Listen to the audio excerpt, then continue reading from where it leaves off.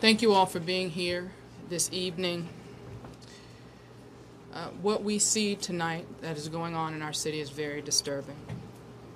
It is very clear there is a difference between what we saw over the past week with the peaceful protests, those who wish to seek justice, those who wish to be heard and want answers, and the difference between those protests and the thugs who only want to incite violence and destroy our city. I'm a lifelong resident of Baltimore, and too many people have spent generations building up this city for it to be destroyed by thugs who, in a very senseless way, are trying to tear down what so many have fought for, tearing down businesses, tearing down, destroying property, things that we know will impact our community for years. We are deploying every resource possible to gain control of this situation and to ensure peace moving forward. I've been in contact with our governor, and he has agreed, and I have requested, and he has agreed to deploy the National Guard. As soon as they are available, they will be immediately deployed. We've ordered a curfew be in effect, instituting tomorrow a curfew citywide, 10 p.m. to 5 a.m. Again, there will be a citywide curfew, 10 p.m. to 5 a.m. This preliminary curfew will last for 1 week and be extended as it is necessary.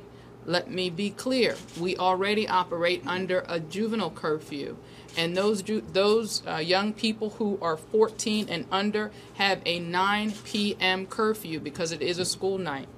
Over 14, it's 10 p.m. That is tonight and every school night. Again, we have ordered a curfew to be instituted starting tomorrow, 10 p.m. to 5 a.m.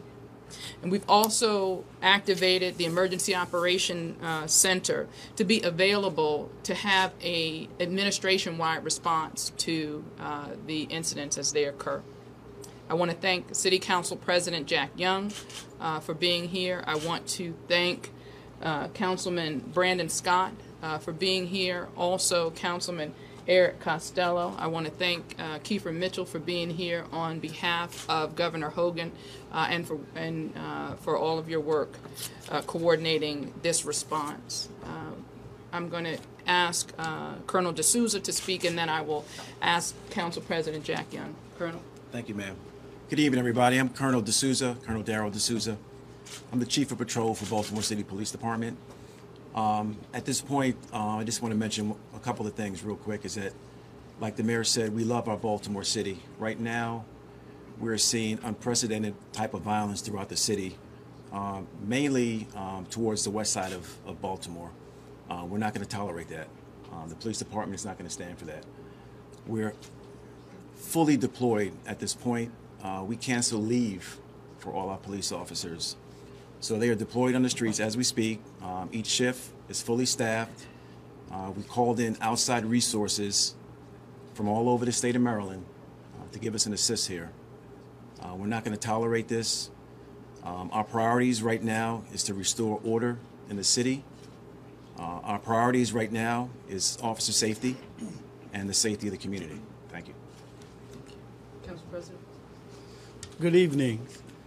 I am deeply saddened by what's taking place in the great city of Baltimore.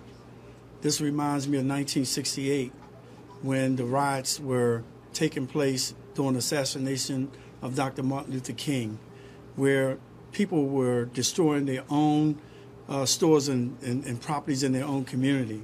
This is unacceptable. This is not what Freddie Gray's family wanted. They asked that there be no protests, marches, or anything of that nature today.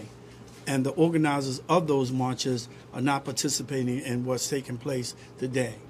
As the mayor has stated, these are thugs who are seizing upon an opportunity to show their anger and their distrust and their frustration at the police department, this is not the way to do it. We have the Department of Justice in here, along with our state's attorney, that's doing the investigation of this murder or killing, whatever you want to call it. Some are saying a murder, some are saying a killing. But we have to let the Department of Justice and the state's attorney office do their job.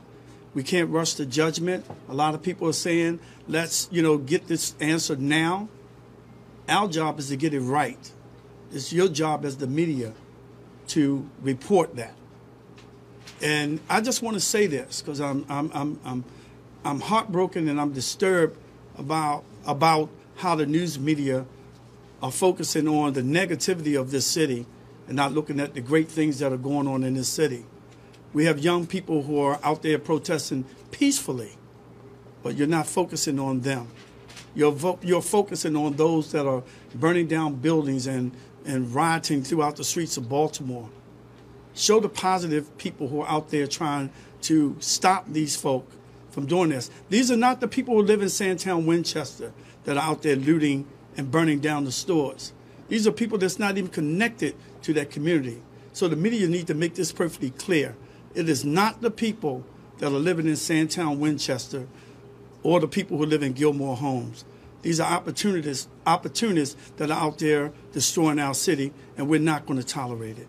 And I thank the mayor for asking the National Guards to come into the city of Baltimore so that we can get some order and some peace in our city, because justice will prevail. But we cannot resort to violence and destruction of property. Thank you very much, Council President. Before I take questions out, I'd like to hear from Councilman Scott, and then I'll open up for questions. Thank you, Madam Mayor, and I'm not going to be as nice as everyone else. I am simply pissed off. This is the city that I love. This is the city that I chose to dedicate my life to, and we cannot stand idle and let, as thugs, whatever you want to call them, I don't even say they're thugs. We're going to just call them cowards, ruin our city. So what I'm going to say here today is, if you are an adult and you're out there participating in this, you are ruining the future for these young people. And I'm calling on every able man and woman who wants to stand up to get out there and get in between these folks. When we leave here, I'm going out there. Get out there and stand tall and stand up for your neighborhood. We cannot let this be a repeat of 1968. The neighborhood that they're in right now has still been burned down from 1968. This is what we have to applaud upon these people. These young people are showing frustration. At the end of the day, they're still our young people, and we have a lot to work to do with them, and folks are going to have to do. This is going to be the starting point for that. We're going to have a lot of healing to do, but we cannot continue to let this go on. We have ignored them for too far long. Adults have to step up and be adults and take control of our children and take control of our future.